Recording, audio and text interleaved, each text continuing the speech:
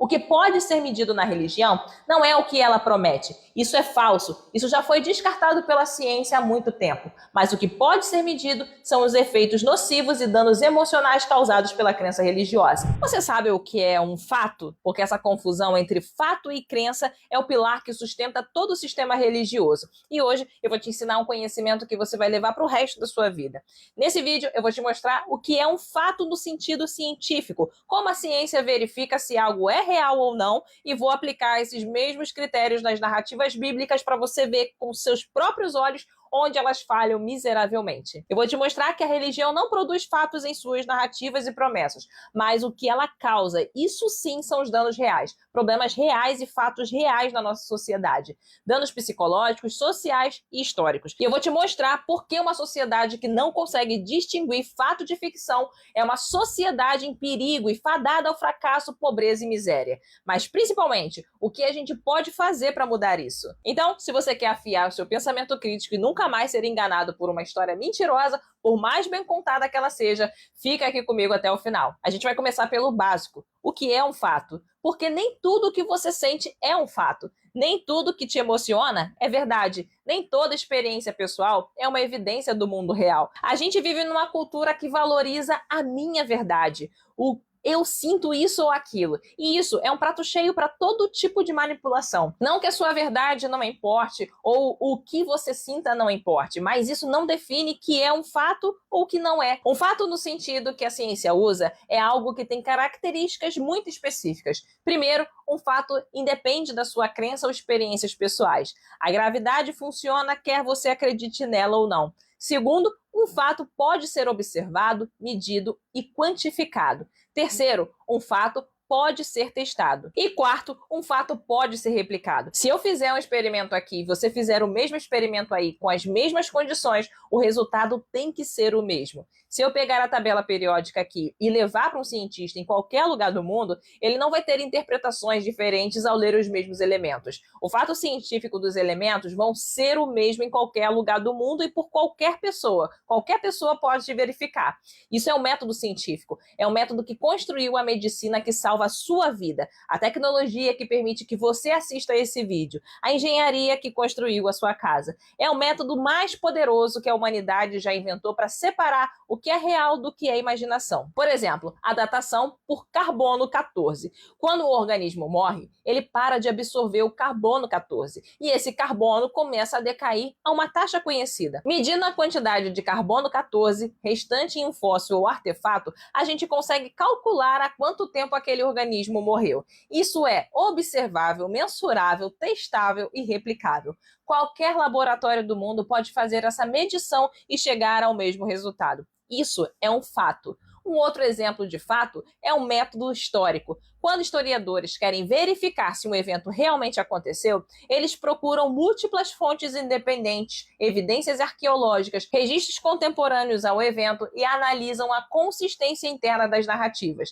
Se um evento só aparece numa única fonte, escrita décadas ou séculos depois, sem nenhuma evidência arqueológica ou registro externo, a probabilidade de ser um fato histórico é muito baixa ou inexistente. A história contada existe, mas os fatos narrados são falsos. É como eu contar a história do Homem-Aranha. A história sobre ele foi escrita, lida e replicada por outras pessoas ao longo de décadas, mas nada disso torna o personagem e as histórias do Homem-Aranha numa história real. Isso é o que a gente chama de contos, folclore, ficção ou narrativas. Agora vamos aplicar esses mesmos critérios às narrativas bíblicas.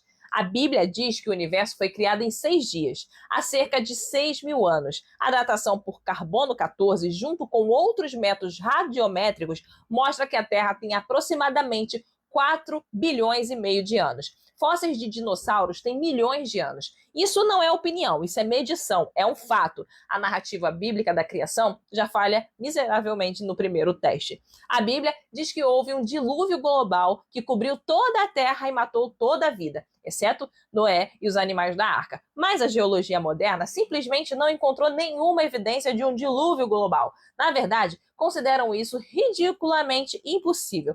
As camadas sedimentares da Terra mostram milhões de anos de deposição gradual, não um evento catastrófico único. Além disso, a genética mostra que a diversidade de espécies que a gente tem hoje não poderia ter surgido de um único casal de cada espécie há apenas alguns milhares de anos. Segundo o estudo da biologia, seria impossível que todas as espécies coubessem no único barco, sem alimento, sem sol e água doce por meses. E além das dezenas de outros argumentos que refutam essa narrativa absurda do dilúvio que o cristianismo copiou da mitologia Eridu dos sumérios e das epopeias de Atrahasis e Gilgamesh. A Bíblia também diz que os israelitas foram escravos no Egito por 400 anos e depois saíram em massa, cerca de 2 milhões de pessoas, vagando pelo deserto por 40 anos.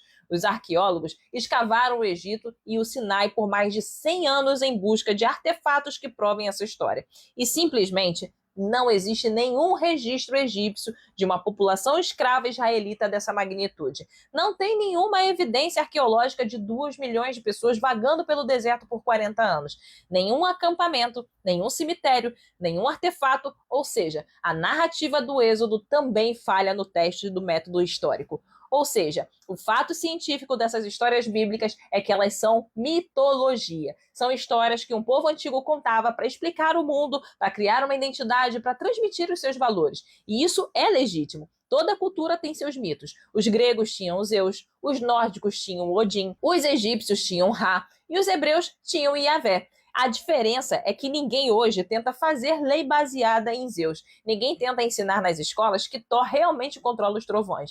Mas a mitologia judaico-cristã a gente ainda aceita. E pior, a nossa lei ainda permite que pessoas usem essas histórias para fazer política, para fazer ciência e para fazer a lei. E esse é o verdadeiro problema que eu quero discutir aqui nesse vídeo. E se você está acompanhando esse raciocínio, se você está percebendo o tamanho da armadilha intelectual que a religião representa, já se inscreve no canal, porque é exatamente esse tipo de desconstrução que a gente faz aqui.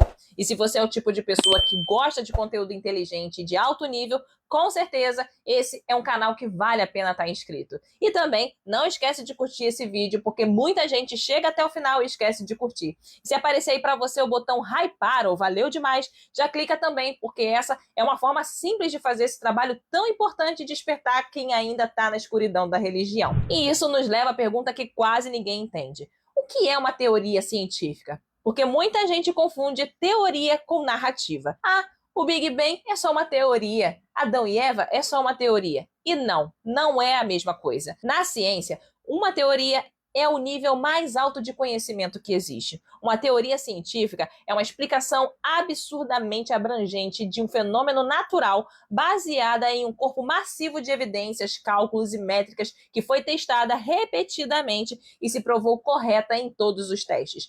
Então guarda isso aqui. Uma teoria científica tem valor máximo de realidade. Não significa que ela não avance, que ela não continue estudando, mas significa que ela usa essa teoria como degrau sólido para chegar a novas conclusões e teorias. Por exemplo, a lei da gravidade calcula a força da queda, ou seja, ela descreve o que acontece. Já a teoria da relatividade geral explica o que é a gravidade, ou seja, explica o porquê e como ela acontece. Entendeu a diferença? Uma teoria nunca vira lei, mas ela é o topo da explicação sobre por que e como aquilo acontece. E é por isso que teorias têm valor científico máximo na realidade. Por isso, a teoria da evolução é uma teoria. A teoria da relatividade é uma teoria. A teoria dos germes, que explica como doenças são causadas por micro-organismos, é uma teoria. Essas teorias funcionam. Elas fazem previsões que podem ser testadas, medidas e replicadas. Elas, inclusive, produzem tecnologia. Por exemplo, a teoria da evolução, que é a base de toda a biologia moderna, da medicina, da agricultura. e a teoria da relatividade, que é a base do GPS que você usa no seu celular. Já a religião não produz teorias. A religião produz dogmas, ela conta histórias, ela cria narrativas. A religião produz afirmações que não podem ser testadas, que não fazem previsões verificáveis e que não produzem nenhuma tecnologia. A religião não passa nem perto do critério de conhecimento científico. O que a religião produz, quando a gente aplica ao método histórico e antropológico, é mitologia. Mitologia de um povo primitivo que foi usada por regimes políticos religiosos como ferramenta de controle dos povos. Isso sim é um fato histórico documentado sobre o que a religião produz. Agora, se a religião não pode ser avaliada pelo que ela promete, porque nada disso pode ser verificado, ela só pode ser avaliada pelos seus efeitos reais. E os efeitos, ao contrário das promessas, esses sim são fatos da religião. Um estudo na Universidade de Chicago